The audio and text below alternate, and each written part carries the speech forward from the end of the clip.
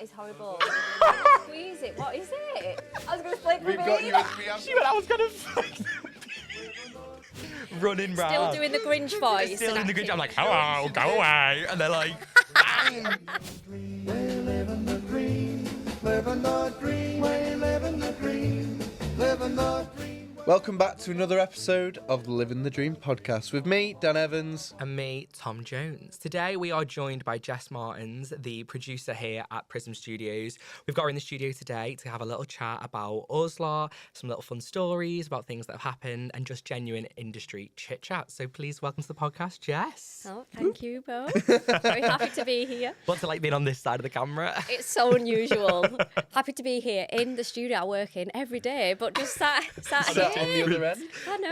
I think, does it not feel like it's a bit of a de-stress though? You sort of like, you don't have to worry about watching them rather than... No, I think when you're doing it yourself, you're always...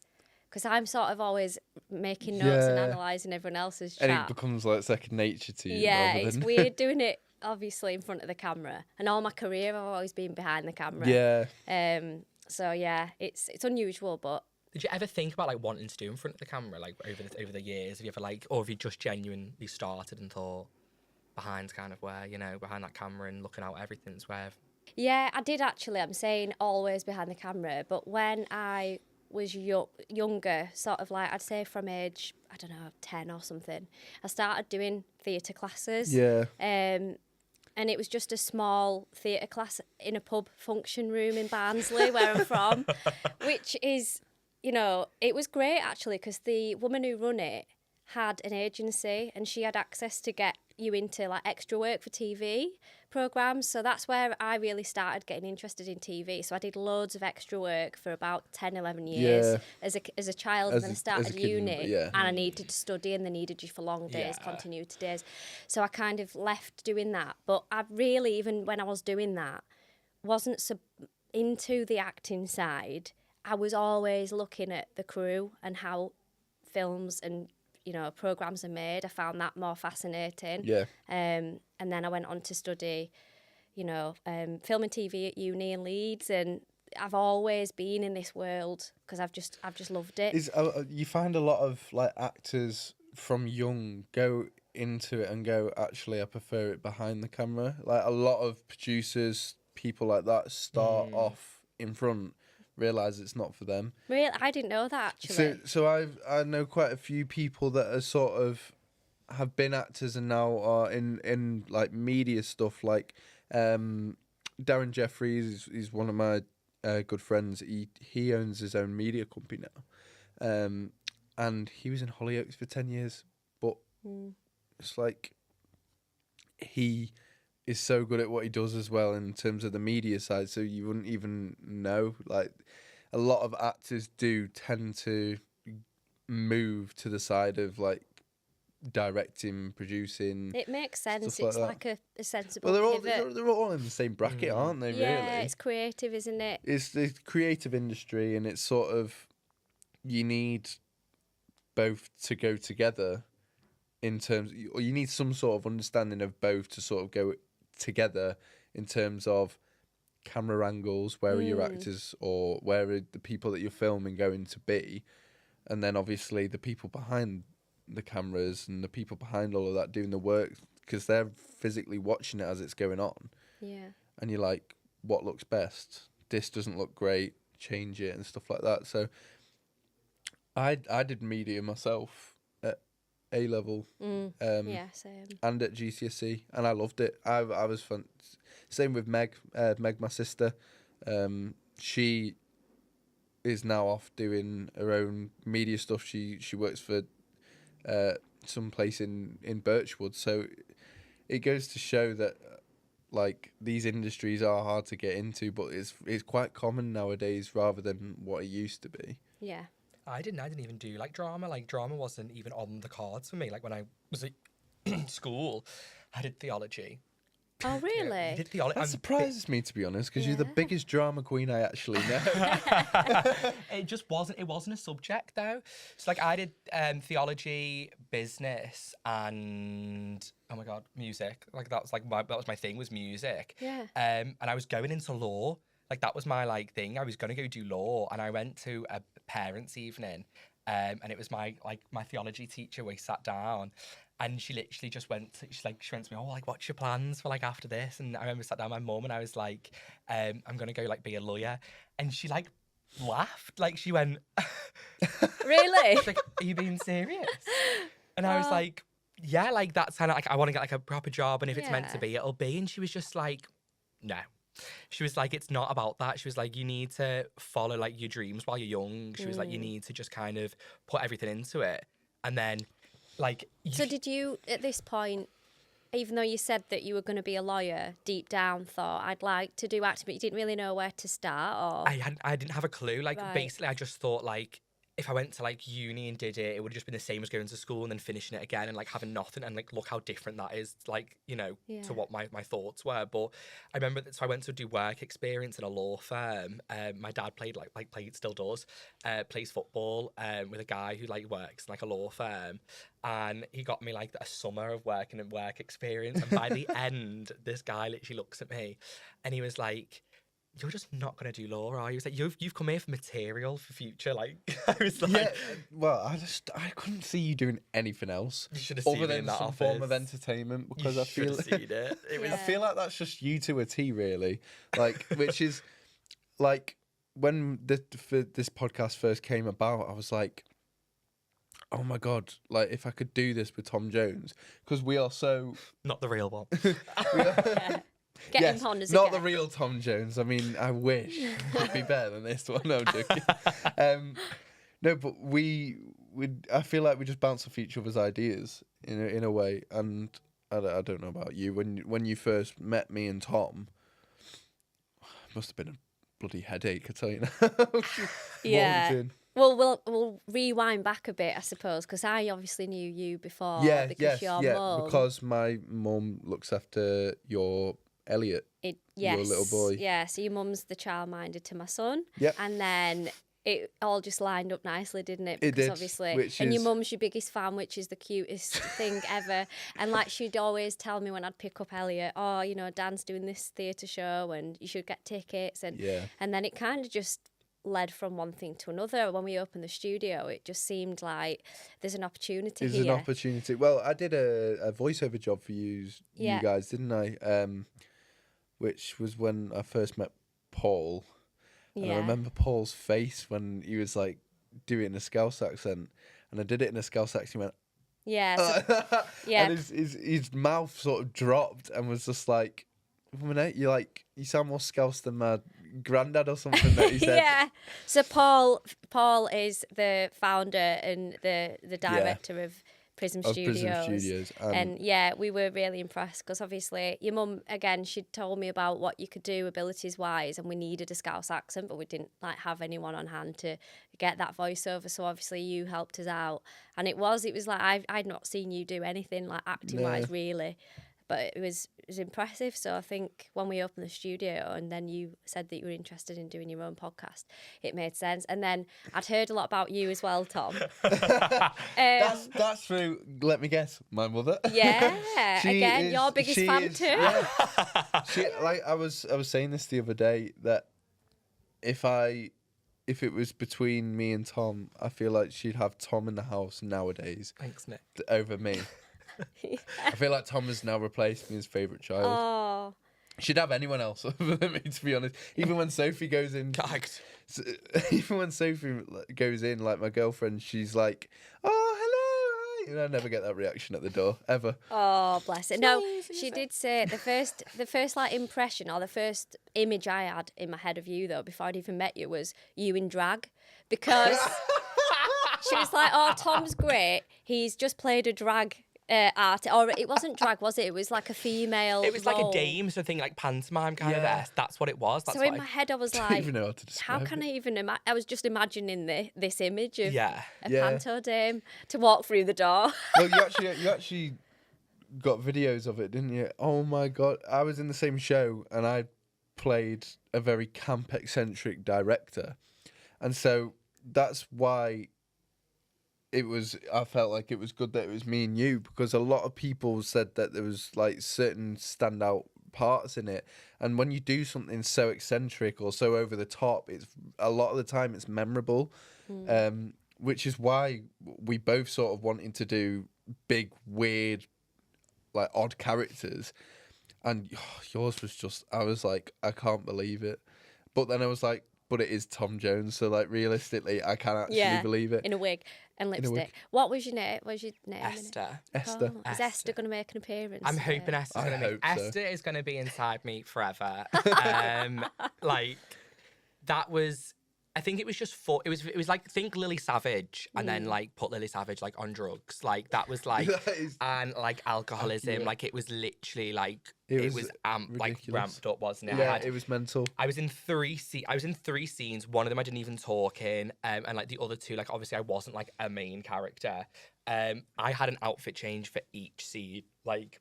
No matter what that like scene was. But I feel like you put that on yourself though, because I feel like you enjoyed it. Oh, 1,000%. Yeah. Like without a doubt. He makes life so much harder for himself, right? Because he just goes, yeah, I'm gonna go as over the top as possible. I got my nails done professionally. Paid £30, getting like acrylic. You're invested in that role. That's what it's about. You've got to become the person. That's what like, and that's what I mean. Like that is like the industry, isn't it? And it's like when you get into that like. That area and like whatever it is, like I know we were talking before about like the differences, but like you've always, because it's such a vast industry and it's so like massive, when you found your niche, it's committing to that niche and you become like that role. Like I know it's obviously like it's not like a character or something, but like you're talking before about that, like the producer, like, and that kind of like, you know, the role that you like take on it there. It's like, yeah, we'll come in and we'll speak to you, but as soon as that episode started, like that's like your role, like that's like then taking the notes and stuff, and that goes for every part of like any industry, and like especially this one with like the characters and stuff. But you've just got to put all focus in and all game, and it's like it's all or nothing. Yeah, because it all works together like a jigsaw, doesn't it? And if one person slacks, it'll just not work very well. And that's why, you know, we're a really small team at Prism Studios. There's 4 staff members, including Paul, you know, who's the CEO, and we work really well together. We're super tight, you know, with good friendship. It's a nice atmosphere as well when we walk in. Like when obviously me and Tom first walked in and met everyone, like everyone's so lovely and nice, and they're like giving us feedback, telling us what their thoughts on the episodes were and stuff like that. So it's a nice atmosphere to work in, and I'm quite glad that we are working here as well. It's very professional as well, which is brilliant. And it must make you feel proud as a producer as well to be like, we are producing this sort of content. I mean, I see like on the socials all the time, there's loads of stuff going on all the time with you lot, so it's really cool. I do feel lucky because obviously I've worked on some really big glitzy shows you used to for work ITV on and the stuff, BBC and then, Yeah. BBC, ITV, Channel 4. I worked for sort of smaller individual production companies that then will be commissioned by the channels to put their shows on. So, but and obviously coming from that TV background and then pivoting into sort of corporate video really, or commercial video is it's a lot of the same stuff, but it's obviously quite different in many ways as well. You know, and it's not always the most exciting content because you might be just filming a CEO delivering a message to you know, but every day is very different, which I love. And then obviously now, because we've got the studio, it's not just location work. We get to meet some super interesting people all the time in the studio, and just, you know, it's amazing.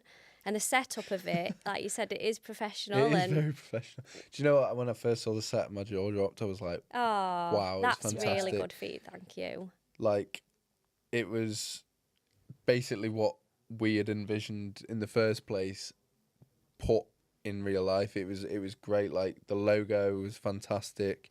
For those who are listening and can't see the set, we've got like cloud lamps and all sorts of stuff, so it was really thought out and it was really well placed. Everything's well placed. It's important because you wanted to make it to make it personal. It's your own podcast, and obviously with you guys, having it sort of a YouTube series is important, the Yeah. visuals of it. So you want it, and you wanted to have somewhere that felt homely and cosy because you want guests to come in and feel like they're on and feel like a they're home sofa.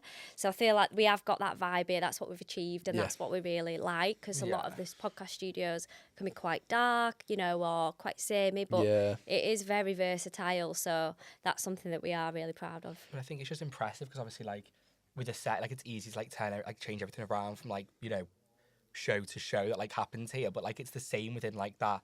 Like, that's what drew me, I think, to this kind of, like, world, if you like. And, like, obviously you've been doing it for, like, you know, a couple of years. And it's, like, the beauty is that you don't know, like, what the next day brings. And, like, you know, every week's different. And I think that's, like, obviously drawing back to, like, originally the like, you know, when I was thinking about, like, you know, lawyer or stuff like that. And, like, that's kind of, I know it's obviously different, like, cases and stuff like that, but it's the same kind of, like, place. It's the same desk, and it's the same, like, going in and out. And what drew me in was this kind of change from, like, day to day. And I love that about, like, this industry. And obviously, you know, extra work to in front of, like behind the camera to now produce. Like, it must have been fun. What was your favourite, like, what's your I was favourite going to thing you've ask done that. I was so going to say, far? what's your favourite, and also what's the weirdest? Because we were obviously talking about, like, Tom. The eyes closed. We were obviously talking about Tom. The what? The weirdest. Obviously, don't include me. I was like, we were obviously talking about Tom, so it just sparked up an idea of, like, what is the weirdest experience you've ever, like, had to deal with as, like,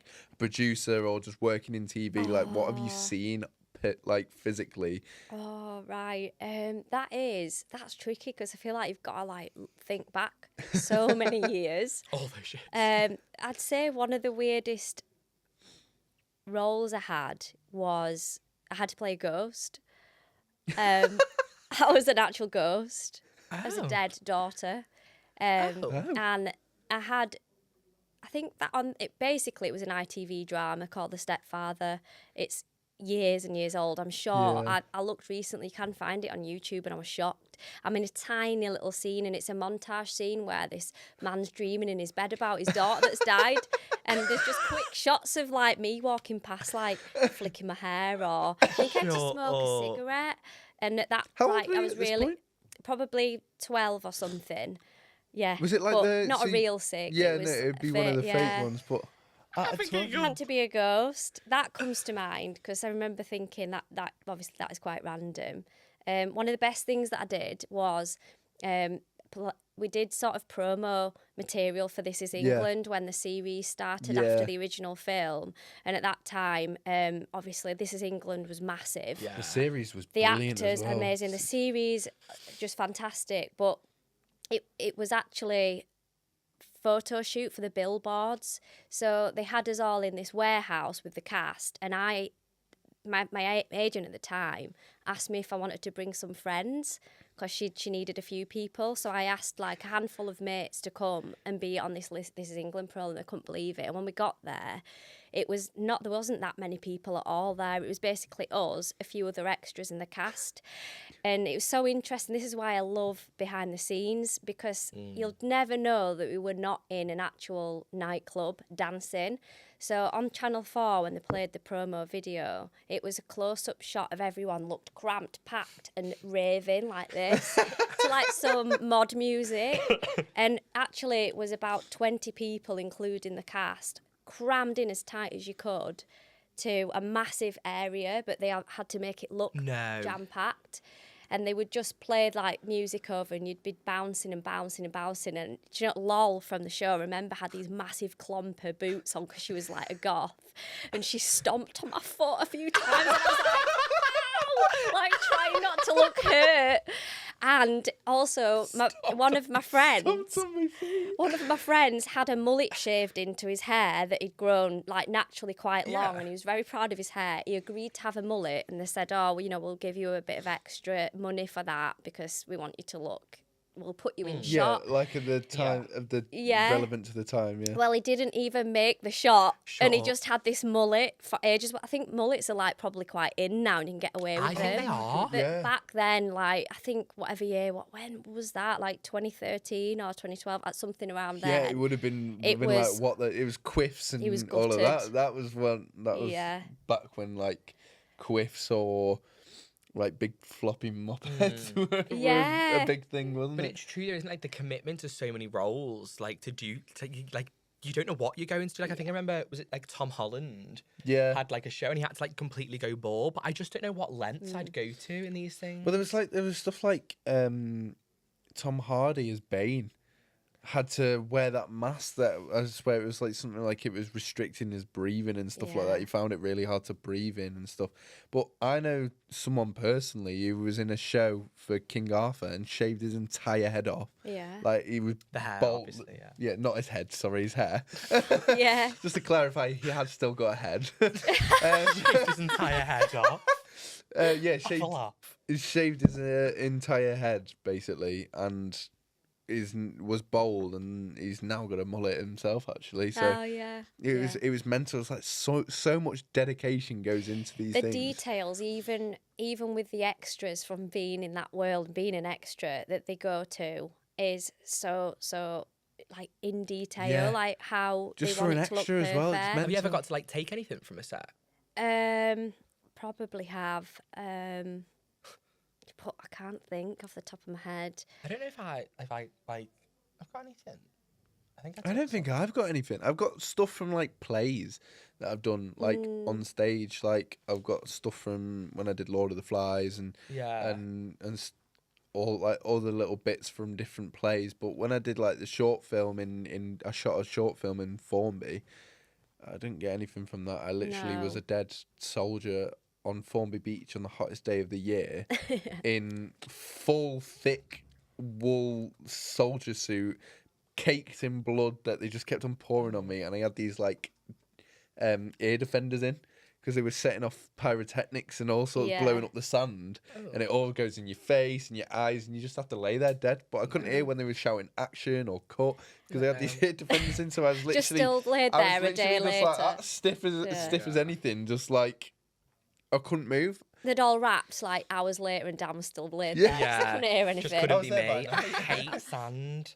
I don't do the beach. I always find with TV as well, it's not glamorous actually, really at Yeah. all. Yeah, no, it's not. I don't know. It's made people to have a look percep- really like glam or like professional or like easy, but a lot of the time it's not. Yeah, I think people have that perception, and parts of it maybe are, but the hours are so long, Yeah. and you have to dedicate a lot of your life to that if you want to be in that industry. Hence why I ended up obviously after having my son working Yeah. for something more local that was more flexible, because the industry, it unfortunately isn't like that. What I was working on with the TV shows, I was casting a lot of people for shows. So you'll get a show commissioned and they'll have a deadline when that needs to be made. So you're on a tight deadline to get all those people cast, and it has to work like clockwork. You've got to get them people on. The show needs to be made. You don't get pushed back. It doesn't get pushed back. Yeah. The studios blocks are booked. Yeah. They need to be filled. The crew's already booked. So it's like you have to sort of work really fast and continuous. You can't just take a day off because you've Have got a to day get... off, put your feet up. Yeah. There's a show to None be of made. that. We've got Yeah. to do it, yeah. It's mental. I think like obviously when I was doing I did like the Grinch for like a Christmas and like Oh, amazing. I got- Made me laugh What, a whenever you theatre say do you that. mean? no, it was for like a for like a Christmas kind of like thing, like an experience where people paid like grotto kind of vibe. And you were the Grinch? And they put a Grinch in there. Now, I was like getting ready in some kind of like warehouse thing, right? And it'd just be like, I make Never a up... random place to get ready. No, but just put you in a random But warehouse. this is what I and mean. go. You're telling me like it's not as like glamorous as it looks. Like I was behind this like thing, and like I can only describe it as like I felt like I was going into like a butcher's. There was like bits of like white big plastic sheets that I had to push through, right? And there was like freezers, and then you'd go in. Sure it wasn't a... And then you'd go into this like It's where they chop all the meat up. Yeah. What are they called then? abattoir or something. Is it an Abattoir? abattoir? You've not seen Not Avatar. Avatar. Sorry. Yeah. Anyway, you go Avatar. into like the back, and they had like this like stool with all the stuff on. So it was like bits of green, bits of yellow, contact lenses. Yeah. Never wearing them again. Like that was hell. And then obviously the suit. And I'm not being funny, right? But this was just like, it was like vile. Like, throughout the day, I'm wearing this big sweaty mask. as well. Did you not think, though, that might have felt like that? You were going to be the Grinch. Come on. It's the Yeah, Grinch, and to getting be into fair, that I like would have character. expected But the it. worst part is like obviously say like you. So for example, it was long days. Like we're talking like 12-hour days of having this like head on that was like zipped up at the back, like all like prosthetic, and then like the eyes. Then when you take that, so you take it off for your lunch, you go to put it back on. There's just sweat inside. Yeah. You know, you just want to like. It's wet and damp. It's wet Yeah. and damp. It's cold. It's Christmas time. I've got these kids like kicking me in the nuts. Like, you know what I mean? I'm like running round. Still doing the Grinch voice. Still and in the Grinch. acting. I'm like, You know what you hello, should go do? away. And they're like, Have you seen that that Christmas trend on TikTok where they get someone to dress up as the Grinch and they knock on the door and get the kids to answer the door and the Grinch just runs in and steals all the presents? Yeah. It's brilliant. There's a And video. they're terrified, some of I them. got asked to do that, but the thing is, I just don't run. I can't like chase. Someone asked me to go and do that. Like on the actual day, they asked the same thing of me. They were like, "Can you go like chase the kids round?" No, that's too much, especially when you're already I boiling. feel like you don't want to Sweating. traumatize the kids. It's quite tight, but at the same time, some of these kids, like, there was a video of one where the kid just starts, like, battering him on the floor, like the Grinch on the floor. See, And I was Yeah, like, that's it. I've seen that. Not painful. And onto like the subject of being the Grinch and those types of costumes, you've reminded me when I did first start out in TV. I worked at BBC Look North, so I was doing like news actually for Leeds. yeah. More doing like the operating of the cameras and auto cue and whatnot. And we were doing Children in Need live broadcast from Bradford City Hall. And they were like, we need someone to be puds in. Like I was in charge of orchestrating this whole like event, so I'd booked Bollywood dancers and done all this, but I needed a pudsey and I was like, I am not doing that role, I'm afraid. But I knew someone that would do that, and she's such a good sport, and I used to get her to do extra work as well. nice. So my friend Mairead kindly said that she'd do it, and because it was live, you had to have like a cue that meant I'm too hot or get me out. I can't remember what our cue was. It was some kind of hand gesture like, get me out of here. But obviously, she had to do Bollywood dancing on the stage in this pudsey costume with the news presenters. I would have died. Live on the wouldn't 6 have done o'clock news. Obviously, her mum and dad, like all, Yeah. everybody's watching, and I was just absolutely in bits, like laughing. And Yeah. then when she came off the stage, obviously all the kids are trying to high five her, and I knew it's her in there. She must be boiling. And when we got her into the side room, took the hat off, like the head off. Yeah, as you said, it was just dripping wet through. She was boiling, but obviously she'd done Bollywood dancing as well. My But it's cousin had to mad. do it. My cousin, like we went to we did like another like a different Christmas one. Been around the towns and everything. Like another like a Christmas thing where we went for these like auditions and they asked us to do an accent. Now I'm not being funny, but like we just give it our all. But like it's like my cousin's girlfriend Millie. She did like the audition with me, and she did this like Essex accent for this audition for these kids. And you know when you're just thinking you're meant to be an elf, and this guy is like sat there and she's like, oh my god, what do you want for Christmas? And it's not a shock, but like when the cast list come out, she was put on the teddy with no lines. So she had to just wear this teddy suit the whole time. And then it was like, everyone was like, oh my God, you're going to sweat. We were like so like jealous of her when it comes to the days where it was raining, it was freezing. And she was literally sat there with this like teddy suit on, like Yeah, perfectly Smug. warm. And, yeah. smug. Oh. I don't know. I feel like kids would love it. What about your Elliot?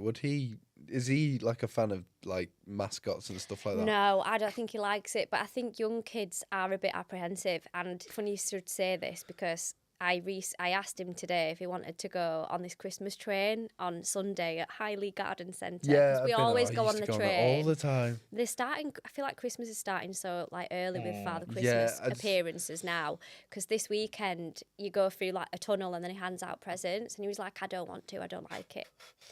But yeah, I think anything that's dressed up is a bit. Dressed up and stuff. But then we went on holiday and the mascot, the Tui mascot, he loved that one. So I don't know what it is. Father Christmas What's the Tui creepy. mascot? Yeah, it's like a Dunno. blue bear thing. Oh.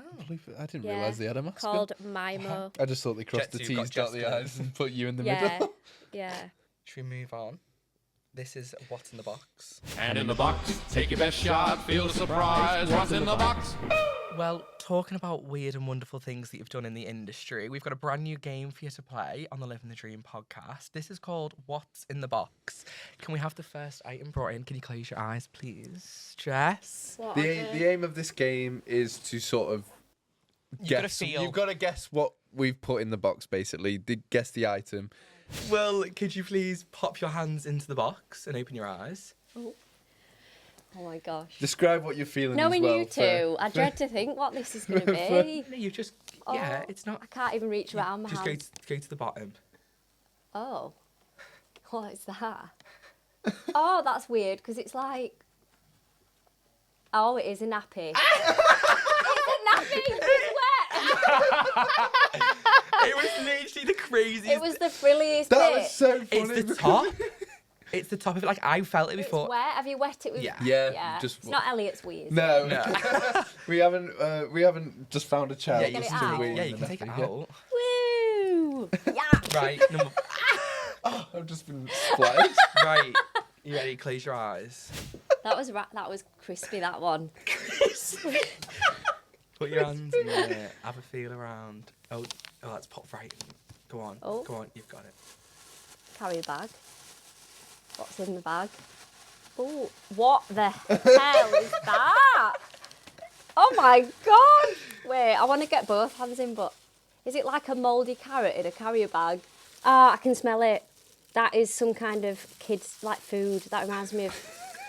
What is that smell now? I love it. It's food, but what is it? That smell. I recognise it. Is it mouldy like? I love the Veg. mouldy. Like we've had it Veg, isn't it? brewing for weeks. It's some kind of veg. What is it? I don't know what it is. Okay, it was It's banana. dog poo. No, I'm joking. Banana. Obviously, I can smell that banana smell. And it's what are they called? It's gnocchi. Gnocchi? You know, like gnocchi Oh, pasta. I would have never got But the gnocchi. whole point is I'm it's in a annoyed poo that bag. It's I like didn't. poo in yeah. a So it poo feels bag. like poo. We wanted it to Oh, feel it like definitely a dog did poo. feel like that. Yeah. Right, are you ready? Thank We can you. take that That one. was a lovely experience. It was a lovely experience. Right, okay, it's in there. Oh no, is it spiders or something? No. That face. What is that? It's I not wish it was. spiders. Oh, I wish I'm it was. scared.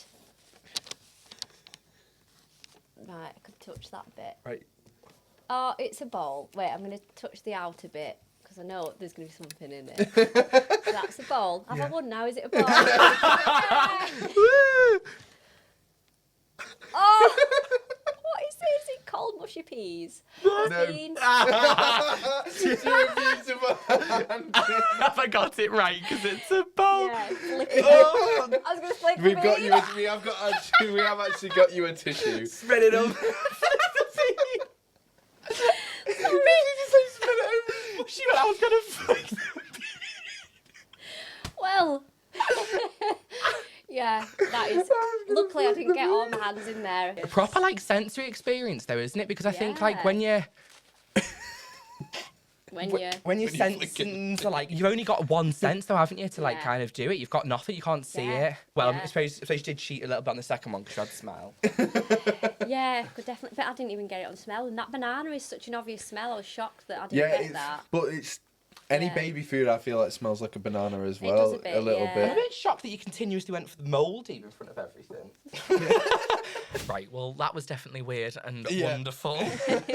But no, we do sort of, we have been talking about like that kind of like industry and stuff and the weird, wonderful and like the unglamorous sides of it. But I don't think we fully touched on kind of the depths of the industry that you've like kind of been into and like the big companies that you've worked with. And the good stuff as well. Like Yeah. we talked about the weird. We talked a little bit about like good jobs, your favorite jobs, but like what are the biggest ones that you've done? Like It's so weird because when you're in it, you don't feel like it is big, but then on reflection, obviously, to other people, it really is. It's interesting. I find it crazy that people want to even listen to me talk about this, but yeah. So I would say, well, I started off at BBC Look North, and I got in there just by being quite ballsy, and I approached some film crew when they were filming for the news, and I said, I really want to work for the BBC. How do I get into it? I've studied at uni and film and TV, and they gave me a contact, and that was the start of my career. So I think just putting yourself out there and being brave. and Yeah. potentially willing to do like a bit of volunteering or shadowing, it'll just go a long way. And then I started out doing news and operating in Leeds, doing that. And then I saw a job come up for BBC Mastermind as a runner, and that was in Salford at Media City. And I just applied for it. Obviously, it felt like I'd had 2 years at Look North, and I was quite good with technical stuff, and I had advanced, I would say, you know, not I wasn't bigger than being a runner, absolutely not. I was willing to, it felt like a step back, but actually it wasn't, because you're pivoting again into a different sector within the industry. So I started off as a runner, then I got the job for Mastermind, and I did that, and then I worked on other shows, worked my way up, sort of did Question of Sport, which was amazing experience, and a few other game shows that got commissioned for the BBC, and then I stayed within that department for quite a while. And I worked on Dragon's Den for a few years, and that was amazing, because even now it's a massive show that's doing really well. Yeah. They've sort of refreshed the format a bit, and they're getting guest dragons in, you know, big stars like Joe Wicks. And I think that's, you know, it's done them really good, because it's a long-standing show, that. But seeing behind the scenes how they film that was just fantastic. And I was casting the entrepreneurs to come in, so I was scouting businesses out That's that I pretty thought cool. would be interesting, and asking to see if they'd want to come on the show, Oh, really? and auditioning those businesses. Nice. That's really cool. Yeah, so that was amazing, and obviously seeing the set, and a lot of people find it absolutely gobsmacked to find out that the lift isn't actually a real lift in Dragon's Den. So that was like What? What is a it? spoiler. What is it like? Is it just a door? It's like partition walls. So they'll walk into the lift, and then they'll film the shots in the lift, and they hold them in there, and the dragons are already set. So the dragons will never have seen any business before. They genuinely don't know what's coming in. But the lift doesn't physically move up or down. It's just one side of the wall opens, Yeah. then you go in the other side It of the wall. did originally in the first, I think, few series. It was a real lift, but then they had to build the set. Yeah. And then, so obviously the lift became part of just a set. What? That's baffled me. Yeah. I've watched Dragon's Den like quite a few times, and I've always been like, oh, the lift's the best bit, because that's where you like. Yeah, and they're That's so where everyone's- nervous in yeah. there, aren't Yeah. they? And that's when their adrenaline And it's sort really... of like, you can just tell by the person in the lift like how confident someone is that their pitch is going to be like amazing, or whether their pitch is going to flop. I suppose it'd really ruin your day though if you got turned down by all of them, then you got in the lift and then it got stuck. Yeah, Do you you know don't what I want to mean? get out. Be a really rubbish day, that wouldn't it? If you It got would stuck? Why do you even think of that? Because I'm just thinking Every year ahead. Be, like, be realistic, right? Yeah. If the lift got stuck, What a rubbish day that would be. Do you You know got what? turned That is down. actually a really practical thing, though, and that's probably a reason why it wasn't practical to have a real lift. Because imagine if you had to have it is true, but Bounce I would back, never have famous words, thought a of little that bit. in but a the million... crew and the studio, the actual filming of it are long days, and it runs like clockwork. Yeah. And some pictures can last 2 hours. Some might be in and out in half an hour. Exactly. So if a lift breaks in between, that is not what the crew or anyone needs, because it would just throw the entire So schedule it's thinking off. like practicality as well. Like Yeah. you couldn't just film around. Oh, hang on, sorry, we'll use the stairs. We'll just leave that last pitch and lift. Right, they're all stuck on floor 2 trying to get down. Just Yeah. been The fire brigade's just in the yeah, background bounced back cutting by wires going... bounced the back middle by of Peter someone's Jones. Would you like to buy my new energy drink? It's like it's about practicality and especially It's the door going, we're gonna get you out!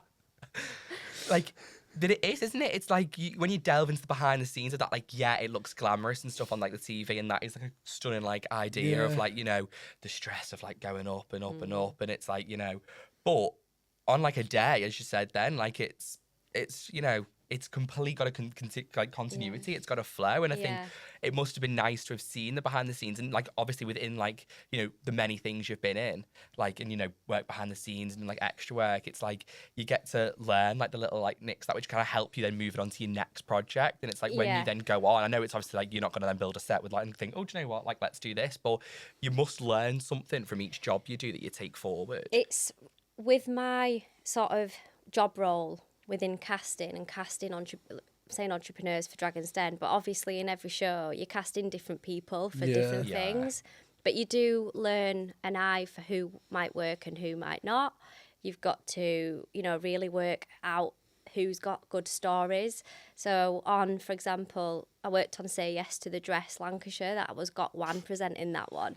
And you weren't just casting a bride, you were casting all the families. So were they going to be 100%. ruthless? Did they have a different, what was the backstory? Yeah. What type of dress What did colour they dress want? was she looking for? It was actually, it's more complex than what you think. That would be with really hard, casting. like to cast the whole family as well as the bride. Like, I feel like Yeah. there could just be one family member that just lets the whole thing down. And you're like, right, well, look at this. That goes my idea of being on Yes to the Dress. It's true, is it? Did you say yes to the dress after Dragon's Den, did you? Yes, I did. Yeah, that's when I left the BBC to go to another production company, and then I kind of rolled on from one to another, and then sort of worked for ITV Multi-Story, they're called, and True North. So worked on like Teen Mums. Oh, that's a really good show, actually. Is that like because there's a brand new season just come out, isn't there? It's been on a while, yeah. It was Yeah. actually a spin-off where the Teen Mum spent some time with different families. So I was casting all unusual types of families. That was probably the hardest job I've ever had. Yeah. Yeah, Yeah. but it's hard. It must be hard though, because like obviously with like typecasting and stuff like that, it's sort of like I'm thinking here. if you were like You do look if low you down. wanted someone to look rough and stuff, you have to be like, you look rough. Like, I will cast you because you are probably from a rough background. If you needed someone for that, Well, that's different because I feel like for TV you wouldn't be like, it's a tricky one. That's probably more for, I'd say, acting and film and theatre. yeah. Yeah, I know what you're trying to say though. As in, like, it feels almost mean in certain ways, like to cast people as a certain role. I lost it. I was falling. I was like down here on the couch. I didn't know what you were saying. I'm sorry. No, but people who are actors know that they will fit that look, so they will be auditioned, won't they? Yeah, Whereas which if is- you're casting for a show, people have to be willing as well. So it Yeah, depends if you're it's- reaching out to people. Yeah. Yeah, it's about permission a lot of the time, isn't it? As well, it's sort of like I'm happy for you to do this Yeah. show about my life and this and this. Yeah. But there's people out there that say they're okay with it and then do all sorts to try and Yeah, so there's like an element, obviously safeguarding's massive Yeah. in TV and people's mental health and welfare. So obviously you'll have a Yeah. process before where you'll check that, especially again with Dragon's Den and entrepreneurs. They have to understand that is a real business investment opportunity. There's a long due diligence process beforehand. And also, if they don't get investment, how will that affect them mentally? And obviously affect the business. They know that the business could be picked apart and Yeah. there'll be some firm, hard truths uncovered on live TV. It's a massive thing. So they've got to be willing. And even if they say they are, Are they? sometimes off camera, Yeah. it's not great. So No. it's also up to, I suppose, the TV production's job to look after their welfare after and communicate to them during the edit process. So I've worked on Dragon's Den edit, Yeah. fact checking everything that they say on the BBC. They have to say factual things, otherwise if it's not true, then you can't say it essentially. Yeah. So there's Yeah. a big process after. But yeah, we've had instances where pictures haven't been aired because the entrepreneurs have not been comfortable with it, and it's actually affected the mental health. So there's a big side of it like that as well. yeah. I feel like it's quite a bold thing to do for stuff like Dragon's Den. Like if you have an idea and you want to pitch it to someone, it's sort of they're going on that just solely for the pitching rather than to be filmed, which a lot of the time it can be hard because these people are probably some of the most powerful people in terms of business sides. Like Peter Jones, like all of these dragons that are on there. And it's sort of like, those are the people that you want to, a lot of the time it's not what you know, it's who you know. And those are the people that you do want to pitch these ideas to. But in order to do that, you have to go on telly, which There's it a can be lot of quite layers hard. to it to consider. Yeah. For sure. Some people take it quite lightly and think, oh, it's just a promotional thing for business. Yeah. But actually, when you're casting, you've got to try and work out whether they're coming on for the right reasons, which is potentially investment. Or if they for want TV free reasons. PR, Yeah. whether that be good or bad. So that's another thing you learn along the way. But 100%. So like after then, like that Dragon's Den, and obviously you said say yes to the dress. What was it you moved on to project wise then, and like what was the like steps that kind of led you into this kind of? Yeah, so I worked on The Real Housewives of Cheshire, Wow. which was really interesting because that was like a proper reality style Yeah. show, and it's a bit different in format, obviously, and you're out on Yeah. location filming, and so that was an good experience. And also, my last show I worked on was The Great Pottery Throwdown, which was Channel 4. Well, it's Channel 4, they air it now. It's a really good show, feel good, amazing team, really supportive, and amazing to cast people for that, really talented potters. Yeah. And I didn't have a think about, a don't clue understand about pottery. pottery. I don't understand what? it. I'm like, what? Yeah. How on earth do like people shape their hands so that It is these like amazing. vases just are so immaculate? Yeah. It's so I'm like, clever what they can make and their ability to do it, and it's learning the terminology and difference between different like stonewares, and like I learned so much about a niche Mental, isn't thing. it? But I like, would have just said a vase is a vase, a cup's a cup, Yeah. and But it's impressive that. though, isn't it? Like you've gone onto that as like a job, but then like learned something from it. That's what I was like saying before. Like Yeah. it's so important, isn't it? Like to like listen on every project you're on because you just don't know what you're going to pick up. Like No. I wouldn't say I was going to do like a ghost, theme and do like bit of pottery, but Yeah. you've learned something like different and like took on like skills. yeah, Yeah, and it's really cool. and having to cast people's ability, even though I don't understand pottery. It's like ironic, isn't it? But I think you've made a really nice Yeah. mug. yeah, I know it could be absolutely I rubbish. think you're but going to do you're great. gonna get You. through. Yeah. Yeah, funny. But then after that, I got pregnant, so I knew in the back of my mind that potentially TV wasn't going to last forever as a Yeah. career, only because it's a shame. But with the industry how it is, with your long hours, potentially travelling away and whatnot, and juggling the commute and childcare, not having Yeah. family nearby to look after my son, I thought, well, I need something to think, what else could I do? So while I was pregnant, I worked on one last show, which is it was a crime show, and that was again a different sector that I'd never worked in. Really interesting, working alongside the police and casting stories that were to do with criminals and all sorts. Another thing you Nice little easy one to end on. Yeah. Quite hard hitting, but no, that was really good. And then I went on maternity, and then just had to have a rethink what I could do. But genuinely, because from being a child, I'd lived and breathed TV. Yeah. Forever, that's all I knew, and I didn't know what else I would do. So I was in a bit of a panic about that, and feeling quite lost in myself, having had my son. Is Yeah. one massive change to your life, but then also thinking my career, I can't do this. Yeah. Some people can make it work, which is amazing, but I couldn't see a way I could do it. But I just knew I had to do something creative. So I was quite lucky in the sense that I started off by just Googling something like videography companies around Warrington. Yeah. And I had no idea what there was. There was a few that came up, but Prism Studios stood out. And Paul, obviously now my boss, was willing to give me a coffee and a bit of his time to find out about me when I dropped my CV in. And he kind of said, obviously, I wasn't even looking for anyone. We're a really small team. There was only 3 of them then. It's a small business. We didn't have the studio. But he said, I definitely want to consider taking you on. And then now, when we've talked about it, he's just always says he has imposter syndrome. Like, he thought it was a joke. Like, why did Jess even contact me? Because of my CV and my previous, credits that I'd done on TV. He Yeah. was shocked that I actually came to him. But obviously, for all my reasons, I was so grateful that he took me on Yeah. and gave me the chance, and I've been able to stay in a creative industry, grow the business It's with flexible as well with Elliot, and him. Yeah, he's brilliant, that flexibility. it will be as well with the new baby on the way as well, hopefully. Exactly. And it's worked out really well. And I did, I did apply for office jobs and all sorts in between, but they looked at my CV and was like, So absolutely not. Too creative rather than yeah, academic. not even that, just like not relevant experience, really niche experience. You want to work in the office? Quite- Well, Yeah. you're not relevant. It's a so- whole new topic in itself, is Yeah, the it TV is. industry and And- people out of work and wanting to pivot Yeah. into other work. It's a lot, It's hard as well to take someone from the creative industry and put them in a different industry. I feel like creative industry is made for certain people.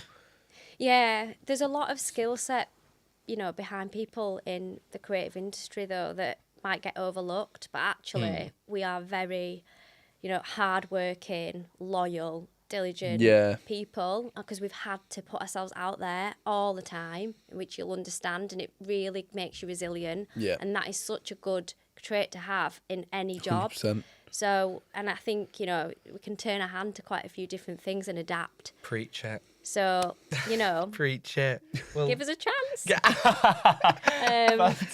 I am lucky, obviously, having stayed in this sort of field, but yeah, it wasn't all smooth along the way. You have to really you work have to hard. go over a few bumps in the road, I feel. Yeah. Sorry, just hitting you with metaphors. wow, very imaginative. Sorry. But yeah, moving on to my favourite bit of the episode is The special item. special item from home that you've brought in. What have you got for us today? Right, so just obviously keeping on the TV On topic the theme. again. Basically, this is quite cute. So my mum, the first ever extra job that I got on a drama, Yeah. my mum actually made this laminated certificate for me. No. I know, like I was saying about your mum being your biggest Oh, fan. she does the and same. supporting you. She does the same. Like she did this, so it's a British Film Award. Obviously, she's mocked it up, proper old school style. Yeah, word like- border on it, because this was 2004, so that's 21 years ago. I wasn't even That's born. when I did my first extra job. I wasn't even born. Yeah. I remember my mum did. That's amazing. She did a picture that was like a framed card of me as like a role with like, it was like a film poster of Yeah. me as a film star in it, Oh. and she also did a massive poster as well of me as in a film and stuff like that as Yeah. well. So she always used to do stuff like that for me. I know, if it wasn't for my mum being so supportive, she used to, bearing in mind this was before, this makes me feel really old, before we had a sat-nav, genuinely I'd used to be a kid with a map in the car driving Yeah. over from Yorkshire, going over the Pennines to Manchester city centre. My mum's not the most confident driver, but she would do it to take me to these jobs. And obviously she was just so supportive in everything and proud as well, and that really helped me. 1,000%. Like, I genuinely wouldn't be like where I was if it wasn't for my mum. Like, the effort. Like, I mean, I drive, but like I didn't have my own car for ages. Like, I literally, she'd take me to everything, like every like audition, every like role that I was doing like a thing like even like a couple of weeks ago for like a scare acting. And she is like not, as like I know you said then, like mine was the same. She's not like the strongest like driver. Like, she doesn't like it too much in places that she's not familiar with. And Liverpool, she's not really familiar with, like the city. Yeah. She drove all the way over to go pick like my friends up, and she dropped them back off and stuff like that. And it is true, isn't it? It's like proper biggest They are biggest like supporters. taxis. They are like taxis. They are like It's taxis. crazy. I think that's what my mum used to say to me. Yeah. It was just like, if I wanted her to take me out anywhere, it'd be like, I'm not your bloody taxi, you know. I know. That's yeah. all I used to get. I've But she heard used that. to take me to everything as well. Even my dad as well, actually, used to do a lot of like running me here, there, and everywhere, because I was just so busy doing so many different things at once. It was like, I don't think they could cope, so they had to sort of take it in turns between them. He was like taxi that day, and the other one would just sit at home, watch the telly. I think secretly my mum was hoping that I was going to be a famous star on screen, and then she'd come to like all the big awards with me, like the Oscars and the BAFTAs. That's really why she was doing all that driving. And then she grind. and then she was, The heavy and then you grind. turned the other way and went, no, I want to be behind. And the now camera." here I am, And now here I am. like touching a wet nappy and a banana in a bag. Indeed. be like, I don't think this is "Look, Mum, I quite made what it." she'd imagined, but you know, I'm flicking the bean, Mum. No. not quite the sentence that I was expecting today. Not quite the sentence, but no, thank you so much for coming on. We've had an absolute blast today. I mean, I don't know if you have, with the thank you. weird and wonderful. No, but thank you so much. Thank really you so appreciate it. Welcome. Lovely. Guys, make sure to give us a follow, give us a subscribe, whatever you're watching or listening on. And that is the end of the podcast for us. Thank you so much, team. Goodbye from me, Dan. Goodbye from me, Tom. Living the dream, living the dream, we living the dream, living the dream.